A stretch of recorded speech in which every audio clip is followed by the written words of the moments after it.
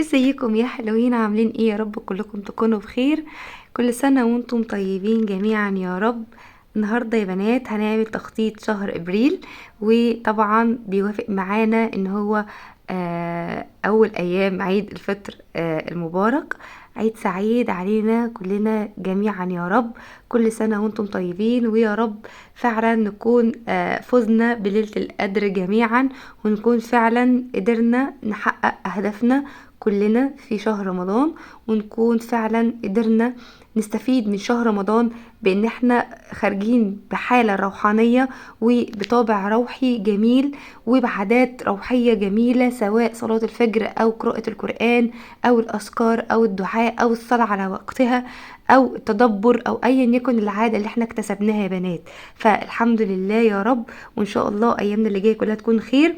واول حاجه يا بنات بنعملها هو تقييم شهر مارس، طبعا شهر رمضان المبارك. كانت عندنا اهداف روحيه واهداف اسريه واهداف صحيه واهداف شخصيه واهداف عقليه، وطبعا بنبتدي ندي لنفسنا درجه او تقييم في كل هدف من الاهداف اللي احنا كنا حاطينها.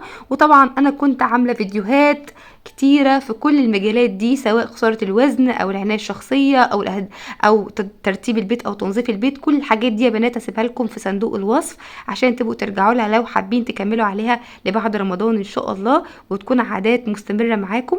وهنا هنبتدي نتكلم عن اهداف شهر ابريل. واول حاجة يا بنات زي ما اتعودنا بنبص على التقويم، او بنبتدي نعمل في الدفتر بتاعنا التقويم الشهري لشهر ابريل. وهنلاقي نفسنا ان احنا في شهر ابريل عندنا عيد الفطر المبارك في اول 3 ايام من الشهر، وكمان عندنا على نص الشهر عيد اخواتنا المسيحيين وشم النسيم. فالشهر مليان ما شاء الله مناسبات كتيرة. كل سنة وجميعا طيبين يا رب، ومصر كلها بخير والعالم العربي كله بخير، واخواتنا في غزة يكونوا بخير يا رب، امين يا رب العالمين. وكمان يا بنات هيكون عندنا جدول لتنظيف البيت ومشتريات العيد طبعا. في ناس بيحبوا يعملوا المشتريات دي من قبل رمضان، وفي ناس بيعملوها اخر اسبوع في رمضان، وفي ناس بيحبوا يجيبوا اللبس والحاجات دي بعد العيد اصلا مش في العيد خالص. فانا كمان من الناس دي، يعني بحب اجيبها قبل العيد بفتره يا اما بعد العيد بفتره. ما بحبش اشتري لبس العيد قبل العيد مباشره، لاني مش بكون مرتاحه، بكون حاسه ان الدنيا زحمه والدنيا متكونش كويسه قوي قبل العيد على طول. فهنبتدي نعمل جدول تنظيفات للبيت، حاجات بسيطه. هبقى اسيب لكم الفيديو بتاع انواع التنظيف سواء يومي اسبوعي شهري موسمي، علشان تبقوا تشوفوا الدنيا فيها ايه، واحنا هنلتزم بالتنظيف الاسبوعي لان احنا هنكون داخلين على فتره امتحانات وفتره مذاكره. هنا هنبسط المهام بتاعتنا يا بنات، هنحاول ناخد بريك شويه ونخرج ونفرح اولادنا بالعيد. طبعا احنا كنا عاملين مجهود كبير قوي اول 3 شهور في السنه، لان كان علينا مذاكره لاولادنا، وكان علينا تحضيرات رمضان في البيت، وكان علينا اهداف خاصه بينا احنا في الجانب الروحي. فكان علينا ضغط كبير اول 3 شهور، فاحنا محتاجين ناخد في شهر 4 بريك شويه ونبتدي نبسط المهام اللي علينا، ما يبقاش عاملين ضغط على نفسينا، لان كمان هيكون عندنا بعد كده امتحانات لاولادنا. او لو بنوته بتسمعني ولسه مش متزوجه ومش فاكيد بتدرس، فالفتره اللي جايه هتكون فيها دراسه، فمحتاجين ان احنا بعد العيد نركز في دراستهم وامتحاناتهم. ولو بنوته بتسمعني طبعا تكون لسه بتدرس، فهتركز في المذاكره بتاعتها وفي دراستها. فاحنا محتاجين يا بنات ان احنا نبتدي نركز في الاساس، ونبتدي نمشي بمبدأ التدبر. يعني ايه نمشي بمبدأ التدبر؟ يعني انا محتاجة بدل ما انا مثلا كان هدفي في رمضان ان انا اعمل ختمة للقرآن وان انا اقرأ كل يوم جزء، لا انا محتاجة مثلا ان انا اقرأ كل يوم صفحة مع التدبر. فنبتدي ناخد الحاجة بشكل بسيط ولكن باتقان. يعني انا مش مهم اقرأ 20 صفحة من القرآن من غير ما افهم معناها، ولكن انا لو قريت مثلا صفحة واحدة وفهمت معناها فده حاجة كويسة. بالنسبة للأهداف العقلية، انا حابه اقرا كتاب اسمه توقف عن ارضاء الاخرين. هو كتاب صغير جدا مش مكمل تقريبا 200 صفحه. ف يعني انا مش حاطاه في شهر واحد، يعني انا ممكن يعني الكتاب ال 200 صفحه ده اقراه على شهرين. ليه؟ لان انا دلوقتي عندي هدف تاني، لان انا عندي طفلين، فانا محتاجه اركز اكتر مع مذاكرته. فانا مش مهم خالص عندي ان انا اخلص الكتاب الصغنون ده في خلال شهر، بس انا حاطاه ضمن اولوياتي للقراءه. يعني لو هقرا حاجه هبتدي ان انا اقراه ان شاء الله لو صفحه واحده.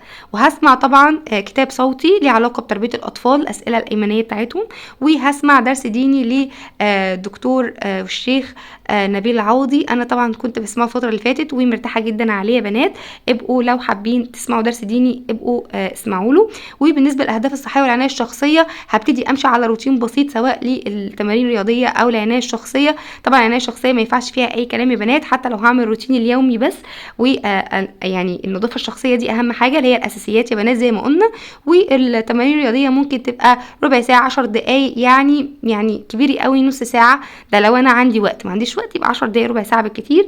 ولكن مش عايزين نوقف يا بنات العادات دي لحد بعد ما اولادنا يخلصوا امتحاناتهم، علشان لما ترجعي تكتسبيها تاني هتبقى صعبه عليكي. فانت ممكن تعملي العاده بشكل بسيط احسن من انك انت توقفيها خالص. تمام؟ طيب ما تضغطيش على نفسك يا قلبي، انت مش مضطره تعملي كل حاجه في الدنيا ولا تثبتي حاجه لاي حد.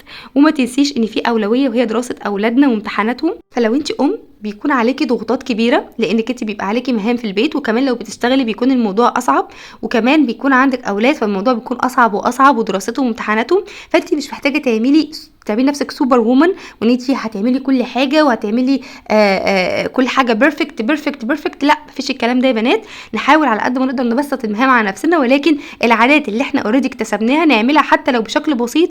ان شاء الله لو هقرا صفحه في القران، هقرا صفحه في كتاب، هسمع 10 دقائق اي بودكاست او درس ديني، هعمل 10 دقائق رياضه. المهم ان العادات اللي احنا اكتسبناها نعملها بشكل بسيط قوي قوي، عاده او عادتين، علشان ما نرجعش بعد كده يبقى في صعوبه في اكتسابها مره اخرى. وبس كده. يا رب بقى الفيديو يكون فادك وعجبك، ولو عجبك ما تنسيش تعملي لايك وتعملي كومنت عشان بيشجعني جدا.